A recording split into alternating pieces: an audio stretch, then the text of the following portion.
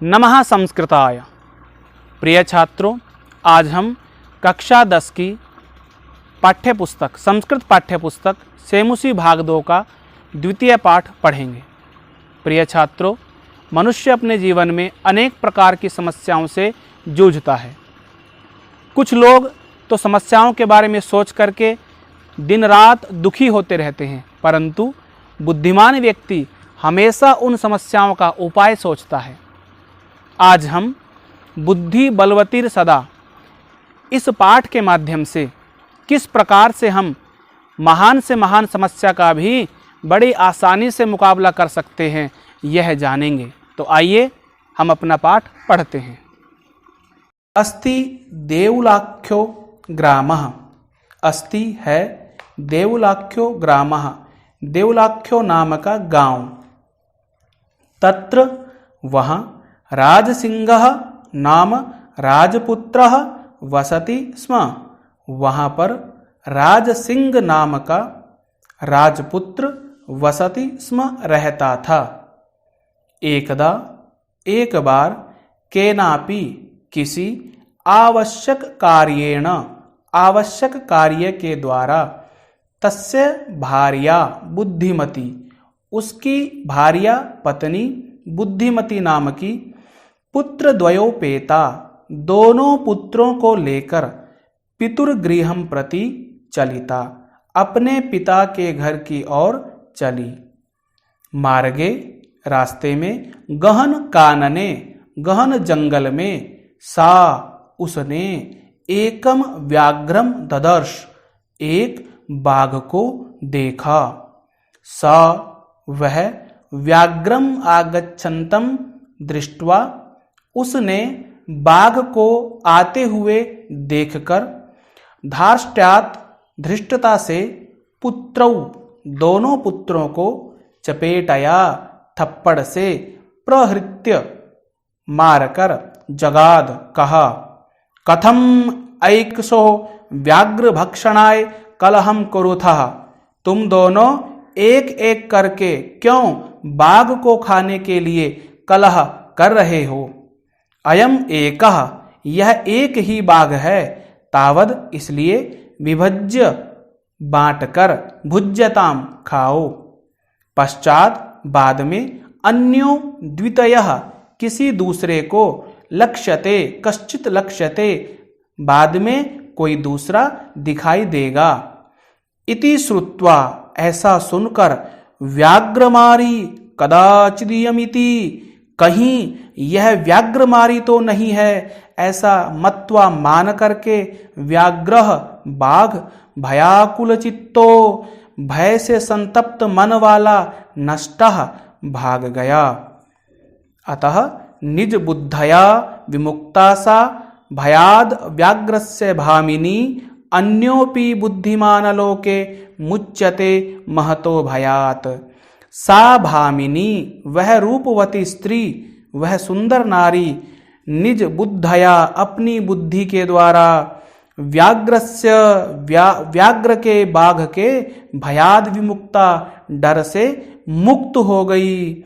लोके, संसार में, अन्यपि बुद्धिमान, दूसरे बुद्धिमान भी, महतो भयात मुच्यते, महान भय से मुक्त हो जाते हैं। अर्थात जिस प्रकार वह बुद्धिमती नारी अपनी बुद्धि का प्रयोग करके शेर के डर से, बाघ के भय से मुक्त हो गई, उसी प्रकार दूसरे लोग भी अपनी बुद्धि का प्रयोग करके समस्या से मुक्त हो सकते हैं। अग्रे पठामः। भयाकुलम व्याघ्रम दृष्ट, भय से दुखी व्याघ्र को देखकर, कश्चित धूर्तः, किसी धूर्त, श्रृगालः, श्रृगाल ने, हसन्नाह, हंसते हुए कहा, भवान कुतः भयात पलायितः। प्रभु, आप कहाँ से डर कर आ रहे हैं।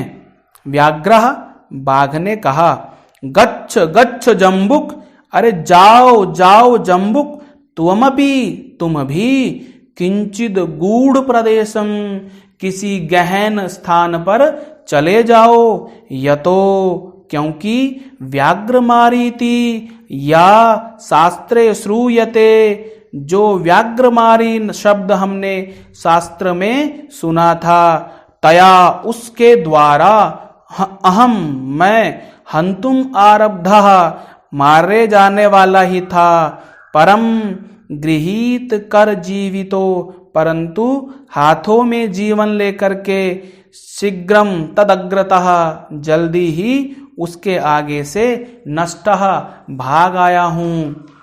अतः श्रृगालः श्रृगाल ने कहा व्याघ्र त्वया महत् कौतुकम आवेदितम, आपने बहुत कौतूहल प्रकट कर दिया है। यन मानुषादपि बिभेषी, कि बाघ मनुष्यों से भी डरते हैं।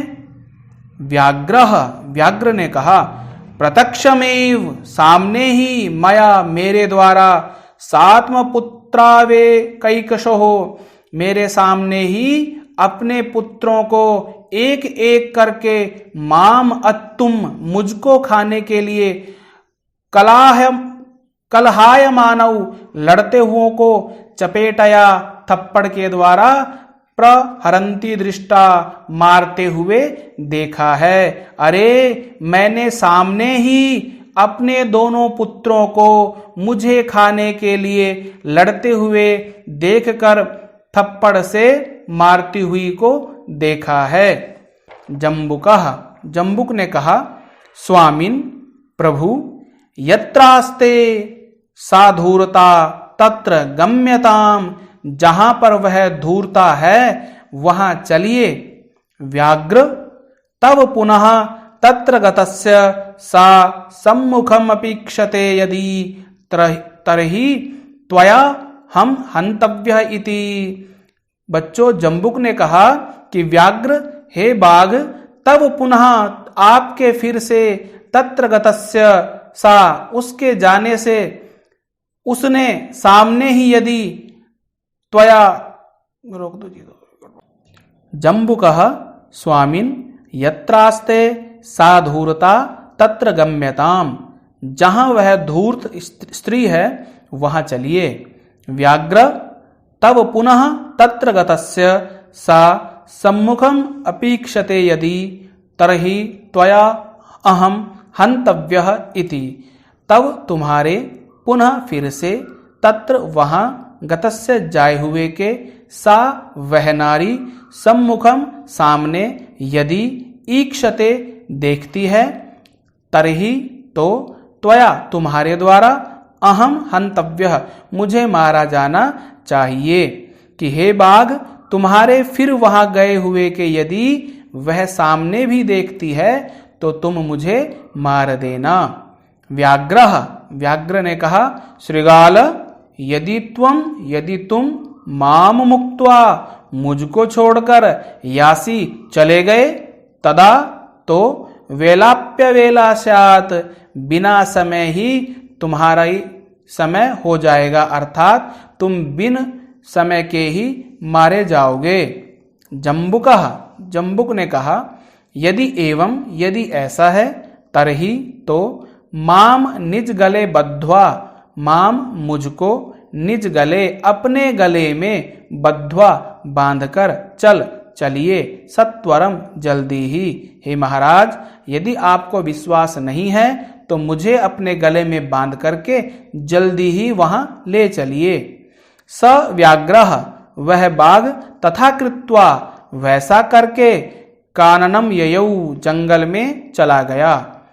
श्रृगालेन सहितम श्रृगाल के साथ पुनरायंतम व्याघ्रम फिर से आते हुए व्याघ्र को दूरात दृष्ट्वा दूर से ही देखकर बुद्धिमती चिंतितवती बुद्धिमती ने सोचा जम्बुक कृतोत्साहाद जम्बुक के द्वारा उत्साहित किए जाने पर व्याघ्रात इस व्याघ्र से कथम मुच्यताम मैं कैसे मुक्त हूं, अर्थात इस व्याघ्र के द्वारा प्रेरित इस जम्बुक के द्वारा प्रेरित व्याघ्र से मैं कैसे बचूं।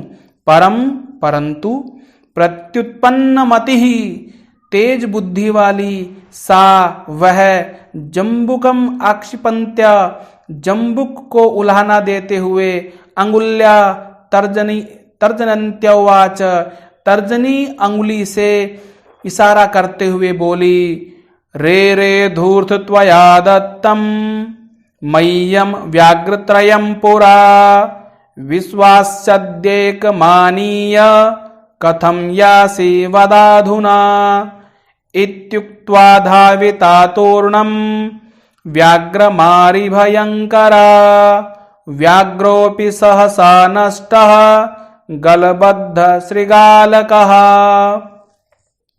रे रे धूर्त, अरे अरे मूर्ख, त्वया तुम्हारे द्वारा मह्यम मुझे पुरा पहले व्याघ्रत्रयम दत्तम 3 बाघ दिए थे। अरे मूर्ख, तुमने पहले मुझे 3 बाघ दिए थे।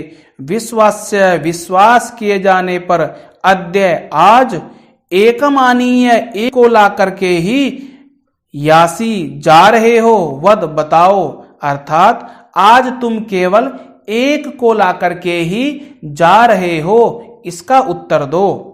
इत्युक्त्वा ऐसा बोल करके वह व्याघ्रमारी तूर्णम शीघ्र ही भयंकर आकृति बना करके धाविता उस श्रृगाल की ओर दौड़ी। व्याघ्रो अपि, व्याघ्र ने भी डर करके सहसा अचानक ही व्याघ्र भी वहां से भाग पड़ा और उसके गले में बंधा हुआ श्रृगाल भी धरती पर लौटता हुआ जाने लगा। अतः इस प्रकार से श्रृगाल को भी उस बुद्धिमती ने अपनी बुद्धि का प्रयोग करके मृत्यु के द्वार पर पहुंचा दिया। एवं इस प्रकार